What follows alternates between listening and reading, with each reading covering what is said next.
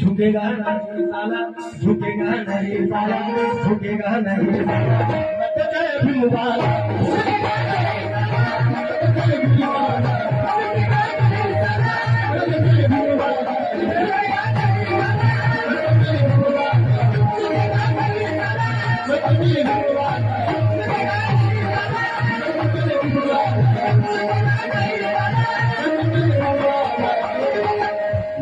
शेवट सादर करतो म्हणतो.